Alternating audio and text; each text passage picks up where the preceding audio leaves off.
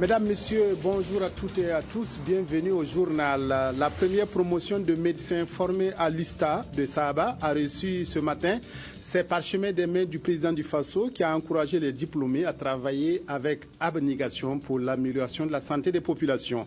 Le Congrès pour la démocratie et le progrès CDP multiplie les rencontres avec ses militants autour de la tenue d'un référendum au Burkina. Ce matin, s'est ouverte l'Assemblée générale des secteurs structurés. Le contrôle citoyen du budget, cheval de bataille du CIFWEB, qui travaille depuis 2003 à la promotion de la bonne gouvernance économique et financière au Burkina. Notre invité nous en dira plus. Mais tout d'abord, le sommet de l'Union africaine de Malabo s'est achevé hier après 2 jours de discussion dans la capitale équato-guinéenne. Les chefs d'État ont pris des engagements pour réussir la révolution verte de l'Union africaine. Le déficit sécuritaire a été aussi une préoccupation de la conférence qui a lancé le processus de mise en œuvre d'une force d'intervention africaine. Reportage de nos envoyés spéciaux Urbain Benito Somé, Nicolas Zigani.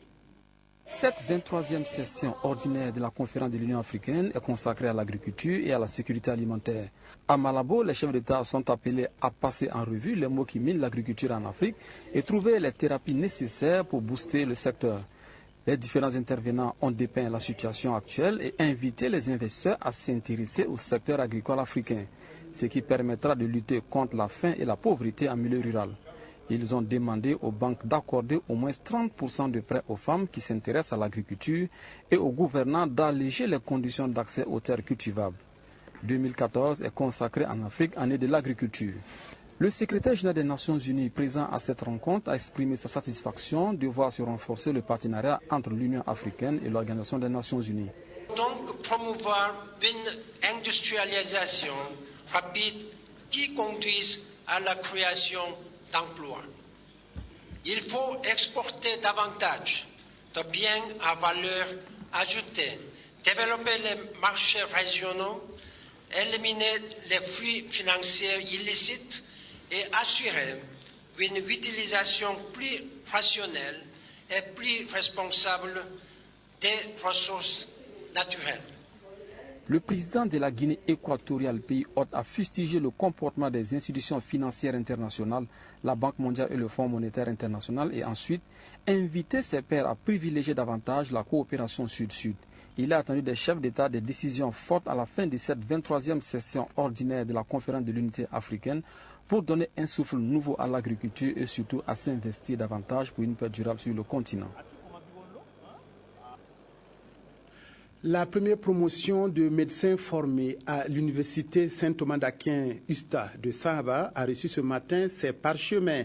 24 nouveaux médecins ont été félicités par le président du Faso qui a encouragé les impétrants à travailler avec abnégation pour l'amélioration de la santé des populations. Un extrait du discours de Blaise Compaoré recueilli par Aboubakar Sagnon. D'accueillir la première promotion de médecins entièrement formés à l'USTA, témoignage éloquent du mérite et de la performance de l'enseignement supérieur en pays. Cette sortie de promotion comporte notre espoir d'atteindre la masse critique indispensable de praticiens pour le développement optimal de notre système de santé. J'exprime ma reconnaissance au corps professoral, au personnel administratif, technique et de soutien pour les efforts déployés dans la formation théorique et pratique de ces médecins. Le partenariat public-privé qui a permis d'assurer un encadrement de qualité lors des stages effectués par ces jeunes médecins dans leurs hôpitaux est à saluer. De telles initiatives témoignent du sens élevé des différents acteurs de notre communauté scientifique et constituent un exemple de mobilisation des compétences et des ressources disponibles dans notre pays au bénéfice de l'intérêt supérieur de la nation. Jeunes médecins de la première promotion de l'USTA, vous venez d'accueillir. Il faut également le mentalité humaine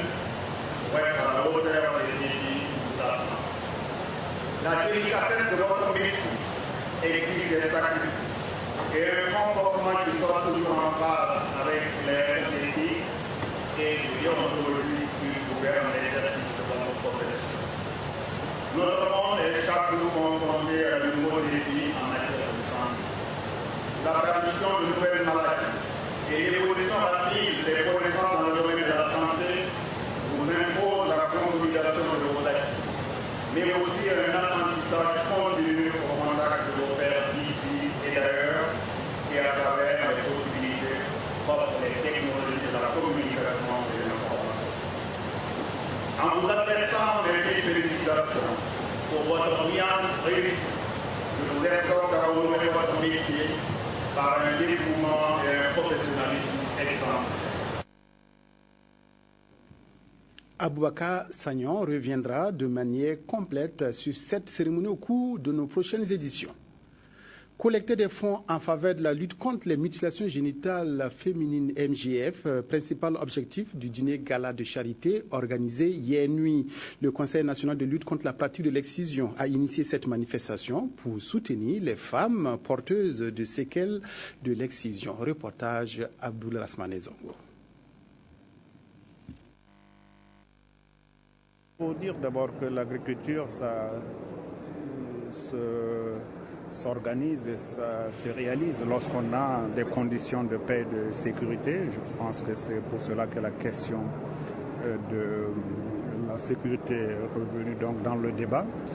Mais il est certain qu'aujourd'hui, nous avons à ce niveau des menaces qui sont réelles, des préoccupations qui sont fortes. Et il est certain que nous devons envisager de faire avancer l'agriculture parce que c'est aussi des opportunités de création d'emplois pour les Africains.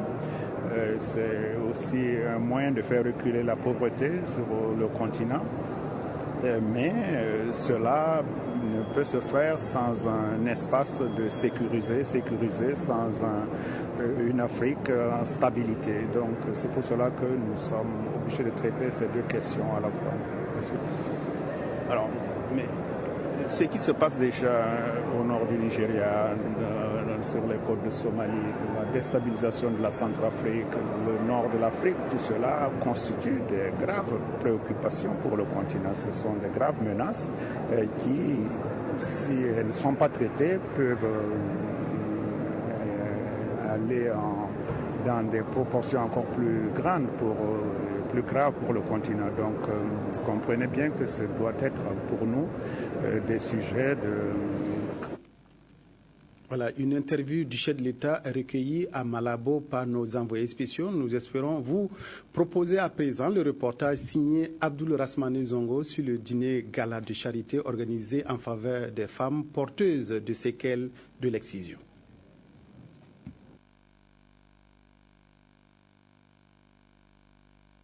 Au niveau de la régie, on s'affaire pour pouvoir proposer ce reportage.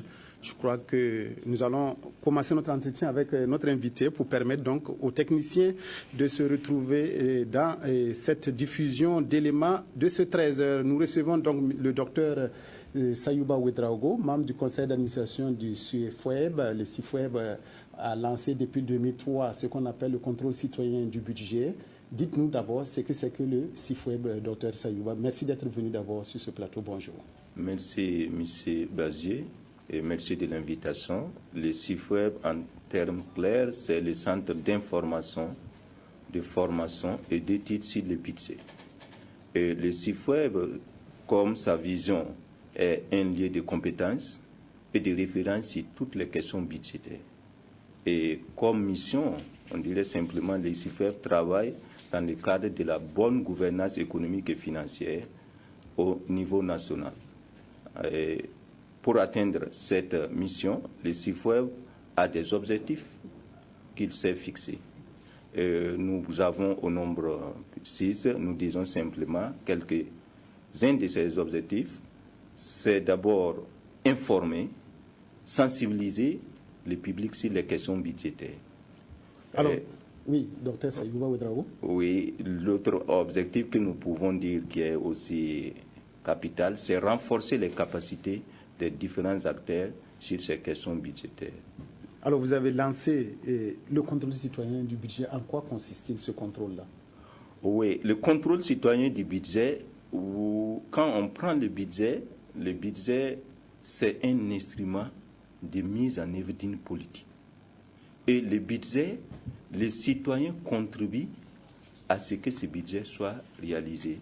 Il est aussi normal que les citoyens contrôlent ce budget en tant que contribuables, en tant qu'usagers aussi des services publics.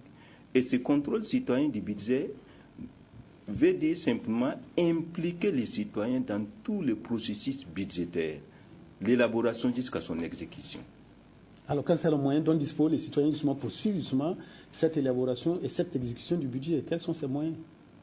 Oui, à une première observation, on dirait que les citoyens n'ont pas les moyens, mais les citoyens ont les moyens. Il y a d'abord les textes réglementaires. La Constitution même donne le droit aux citoyens de pouvoir regarder le budget, de savoir ce qu'on fait de sa contribution. Il y a d'abord la première situation. Et deuxièmement, les citoyens ayant des compétences, surtout au niveau local, doivent quand même savoir qu'est-ce qu'on fait des recettes ou des ressources qu'on collecte à travers la fiscalité.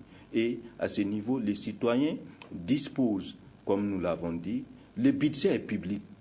Donc, les citoyens peuvent accéder à ce budget et suivre ce que les autorités ou les administrations font de ce budget pour améliorer son bien-être. Parce que le budget doit améliorer le bien-être du citoyen et partant le développement. Alors, si vous en êtes à un contrôle citoyen du budget, c'est que vous n'êtes pas satisfait du dispositif actuel avec l'Assemblée nationale, avec les différentes institutions qui font le contrôle du budget de l'État. Est-ce que vous n'êtes pas satisfait de ça? Et qu'est-ce que vous pouvez faire pour changer notablement la situation?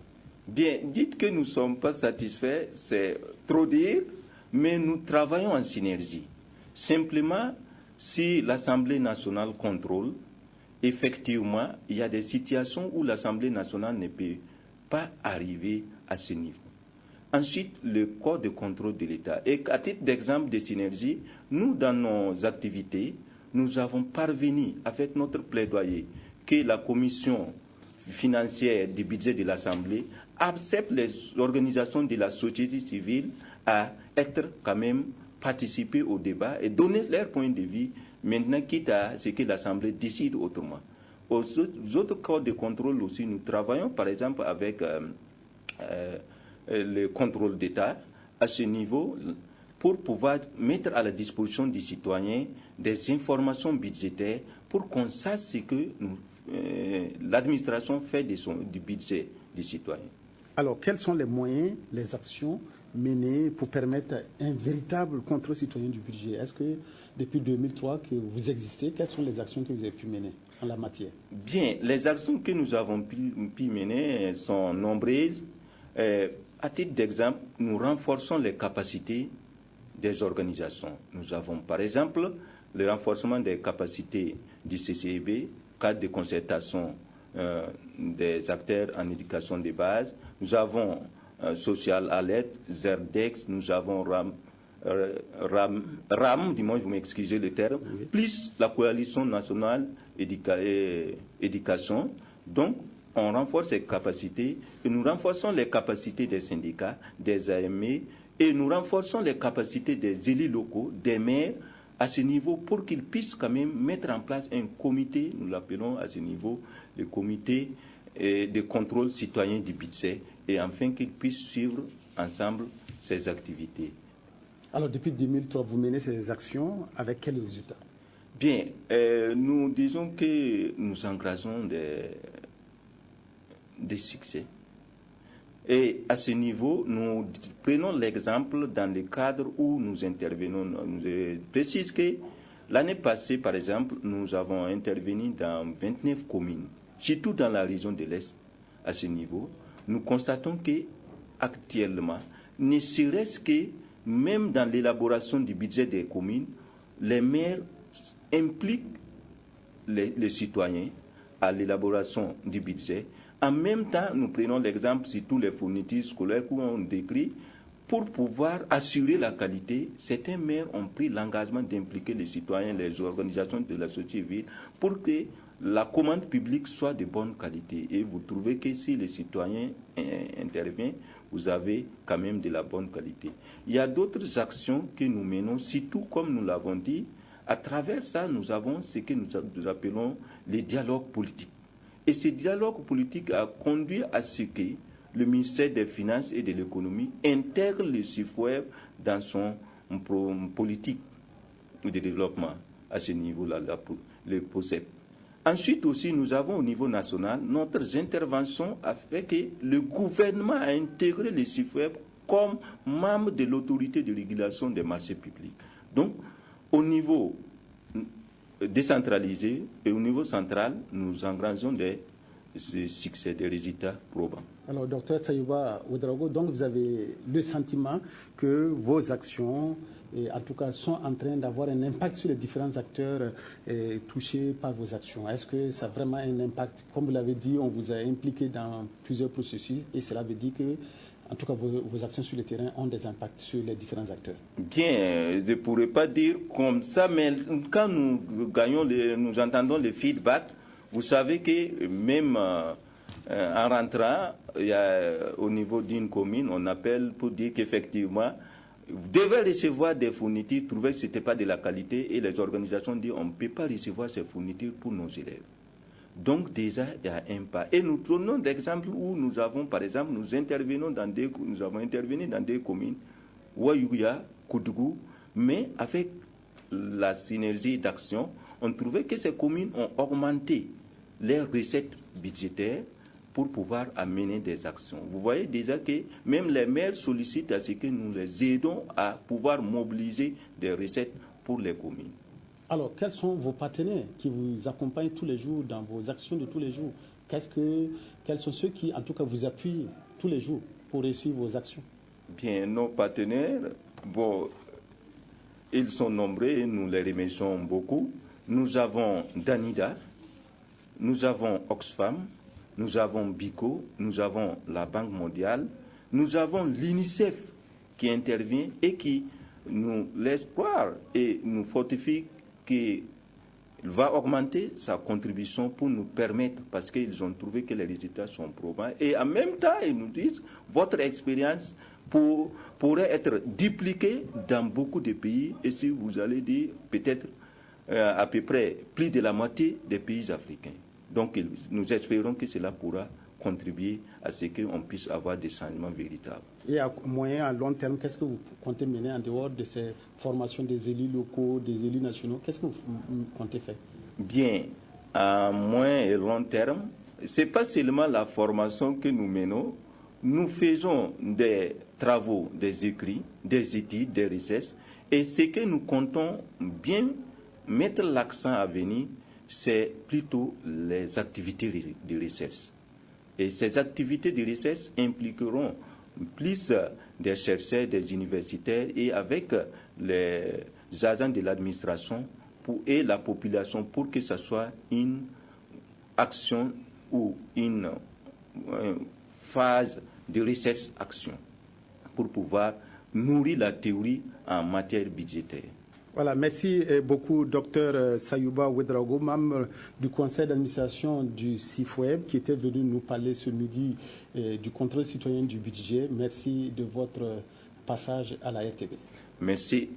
Voilà, j'espère que tout est rentré du côté de la régie et que nous allons pouvoir poursuivre ce journal avec la collecte des fonds en faveur de la lutte contre les mutilations génitales féminines, principal objectif du dîner gala de charité organisé hier nuit. Le Conseil national de lutte contre la pratique de l'excision a initié cette manifestation pour soutenir les femmes porteuses de séquelles de l'excision. Reportage Abdoul Asmane Zongo. La femme sous le feu des projecteurs en cette cérémonie de charité. Une soirée caritative où tout le monde parle un même langage, gage d'un succès plus évident dans la lutte contre l'excision. Dans le fond, il est question de récolter des fonds pour assurer et soutenir la prise en charge des femmes porteuses des séquelles de l'excision, une insoutenable pratique antique qui rend la société malade car dégradant entre autres l'intégrité physique, morale, psychologique et sexuelle de la femme. Le combat pour mettre fin aux mutilations génitales féminines est un combat complexe et difficile parce qu'on a tendance à mettre ça sur le dos des coutumes, des traditions et des religions. C'est sans aucun doute ce que je considère comme étant un phénomène social qui a la peau dure. L'initiative de ce dîner gala, aussi musicalement cadencé, est de la structure mère de lutte contre la pratique de l'excision. L'objectif donc de cette soirée, c'était de pouvoir récolter des fonds pour venir en aide aux femmes victimes des séquelles de l'excision. Ce soir, nous avons effectivement récolté des fonds. Je pense que nous devons être à 2 millions quand même.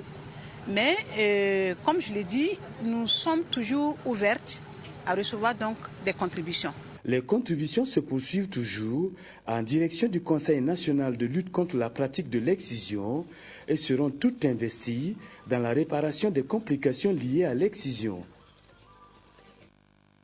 L'Ivoire s'organise pour mieux lutter contre l'onchocercose. Les spécialistes des deux pays se sont retrouvés les 25 et 26 juin dernier à Banfora pour harmoniser les stratégies de lutte contre la maladie. Avec l'appui de l'OMS et l'ONG SITE-CVS, ils envisagent de mener des campagnes de prévention synchronisées dans les zones frontalières. Reportage Simplice Barreau.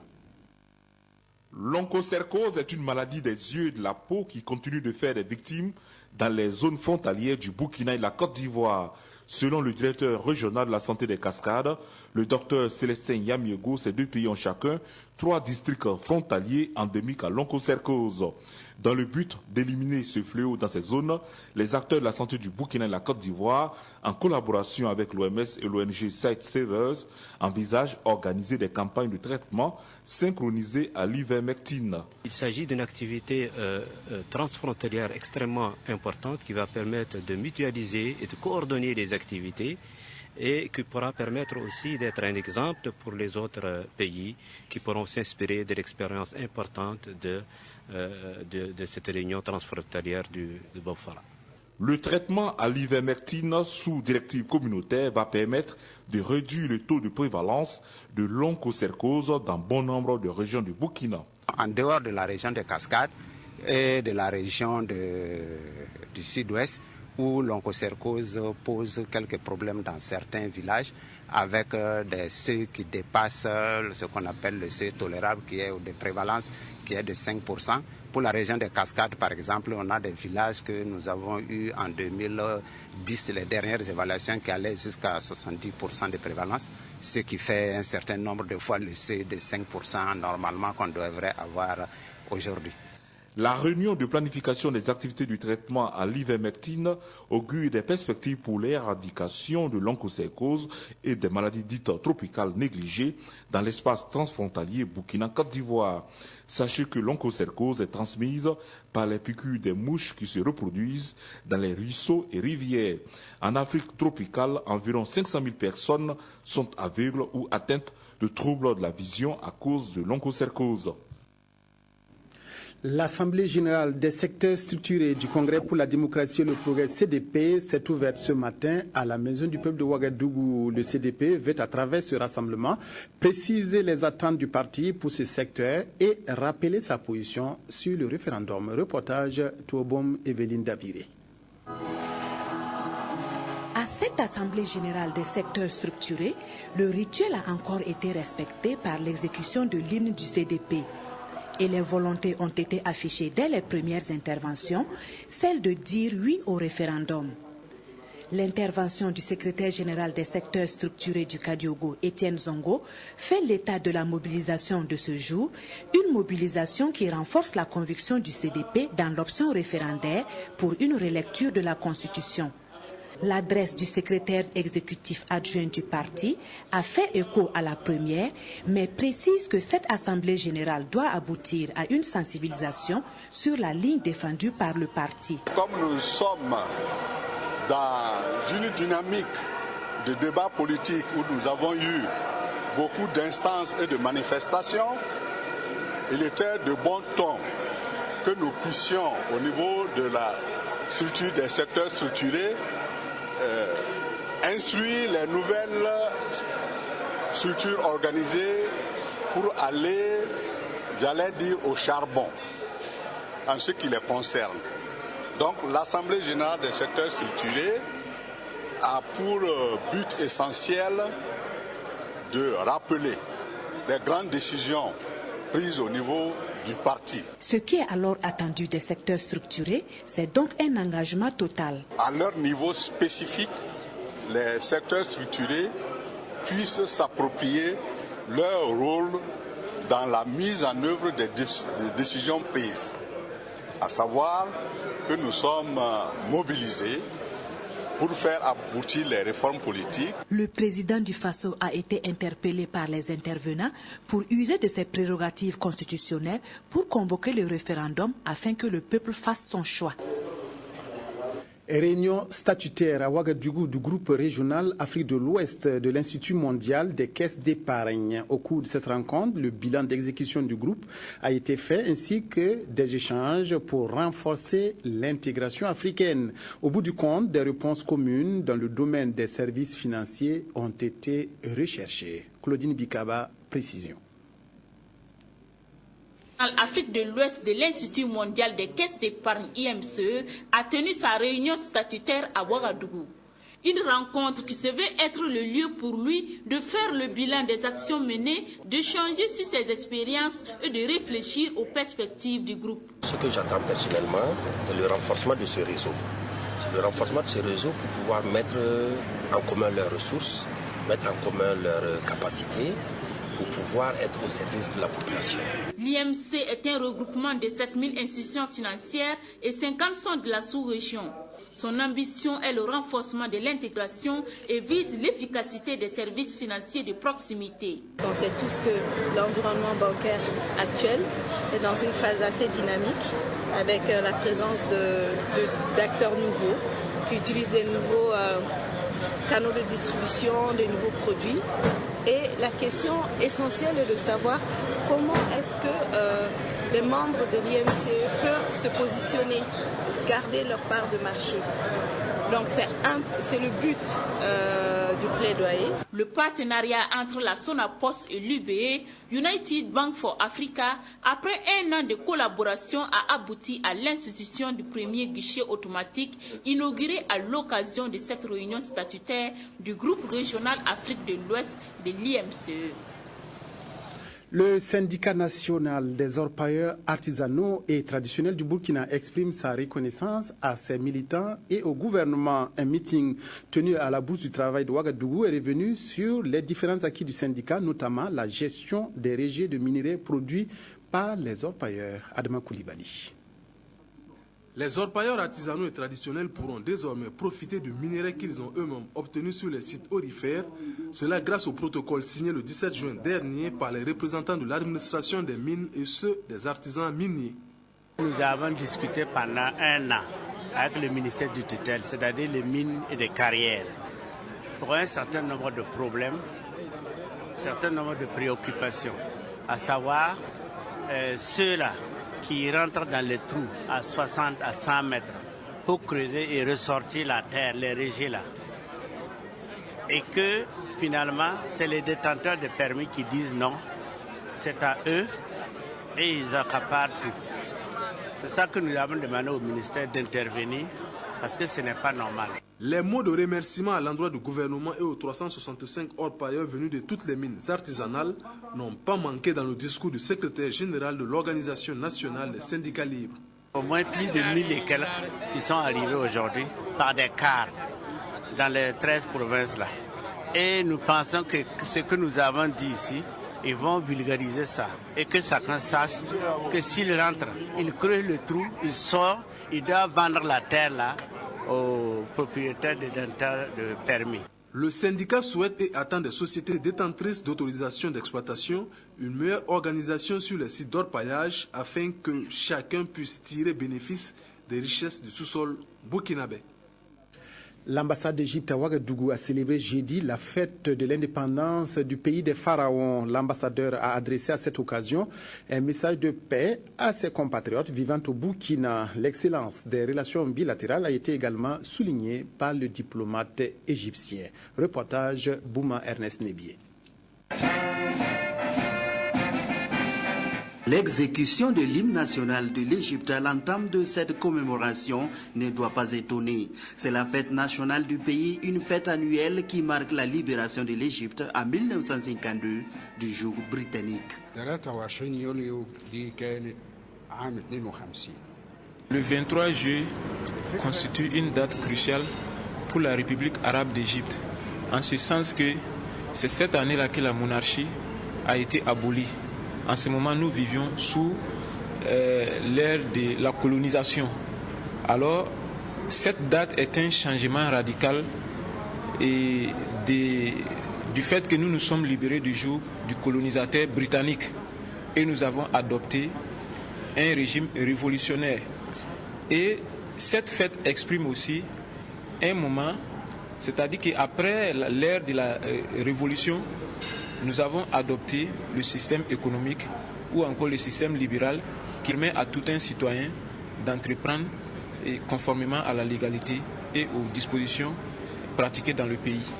Commémorée en Égypte et partout dans ses représentations diplomatiques à travers le monde, la fête est une occasion pour les autorités égyptiennes pour réaffirmer aux peuples égyptiens et au monde entier leur ouverture au dialogue démocratique. Au Burkina, l'opportunité a été saisie par l'ambassadeur du pays pour témoigner toute sa gratitude au président du Faso pour son soutien aux autorités égyptiennes, un soutien qui a surtout permis à l'Égypte de mener à bien ses activités au sein de l'Union africaine. La fête de l'indépendance de l'Égypte est commémorée chaque année le 23 juillet. Au Burkina, pour éviter sa coïncidence cette année avec le Ramadan, l'ambassade a préféré la commémorer ce 26 juin.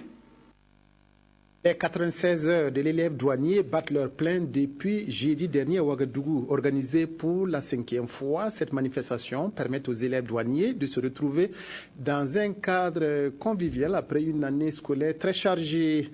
L'innovation majeure de cette année est la remise d'attestation aux enseignants en signe de reconnaissance. Précision Abdoul Rasmanezongo. Les 96 heures de l'élève douanier est une activité récréative et d'intégration organisée chaque année par l'école et la Direction générale des douanes. Les 96 heures surviennent généralement après les examens, donc après les travaux de fin d'année. C'est une activité récréative qui va permettre aux élèves de s'amuser, de mener des activités sportives entre eux pour pouvoir vraiment boucler l'année dans les meilleures conditions possibles.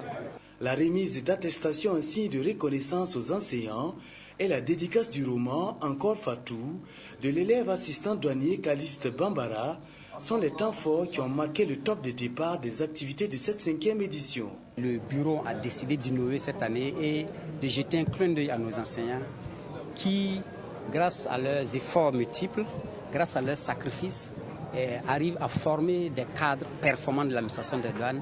Et cela même au-delà du Burkina, parce que, comme Madame la directrice vient de le signaler, il est logé au sein de l'École nationale des douanes, le centre de l'Organisation mondiale des douanes pour l'Afrique de l'Ouest et l'Afrique centrale. Et cette performance est due, je crois bien, à la performance donc de l'enseignement. Et qui dit performance de l'enseignement dit performance des enseignants. Don de sang, cross populaire, journée des communautés, autant d'activités qui vont jalonner ces 96 heures de l'élève douanier en cette année. Et selon le représentant du parrain, le choix porté en leur structure est le symbole d'une bonne collaboration entre la douane et le bureau de liaison de Cotecna. Le dessin, le batik et la peinture sont les domaines de prédilection de Samuel Ouedraogo. Ce jeune plasticien se distingue par la qualité de ses œuvres qui méritent d'être découvertes et appréciées. Samuel Ouedraogo a été plusieurs fois lauréat de la Semaine nationale de la culture. Dans ce reportage, Évariste Kombari peint à grands traits le portrait de cet artiste. Samuel Ouedraogo manie le pinceau avec dextérité et précision. Le garçon a plusieurs cordes à son arc. Il est peintre, dessinateur et batikier. Samuel et les arts plastiques, c'est une histoire d'amour qui remonte à 2000. L'artiste s'est formé au batik au Centre national d'art. S'agissant du dessin et de la peinture, son savoir-faire relève d'un don. J'ai d'abord commencé avec la bande dessinée. Au fur et à mesure, je me suis un peu inséré dans les arts plastiques, notamment la peinture et le batik. L'art plastique, pour moi, c'est ma manière aussi de me faire comprendre, voilà, de parler un peu de la vie au quotidien. Samuel, comme de nombreux artistes, vit avec son temps et ses toiles sont le reflet de ses sources d'inspiration. Moi, mon inspiration, j'aime beaucoup les artistes qui évoluent dans le surréalisme. Voilà. C'est vrai que ça prend du temps. Ouais, c'est le domaine dans lequel je peux bien m'exprimer. Séance tenante, Samuel Ouedraogo nous a fait le plaisir de nous peindre ce tableau qui interpelle les journalistes sur leurs responsabilités dans un contexte national marqué par un bouillonnement politique accru. Rien ne sert à nous qu'il y ait une instabilité ou une guerre au Burkina. Voilà. Mais vous êtes les premiers acteurs, voilà, pour l'apaisement, voilà, au sein de notre cité. Voilà. C'est une manière à moi d'exprimer cela. De la colombe ici, c'est vous qui la dirigez, la paix. Dans sa jeune carrière professionnelle, Samuel a remporté en tout 13 prix. Des prix glanés ici et là, mais surtout à la Semaine nationale de la culture. C'est tout pour cette édition de la mi-journée et toutes mes excuses pour les problèmes techniques qui l'ont marqué. Merci de votre aimable attention à la RTB.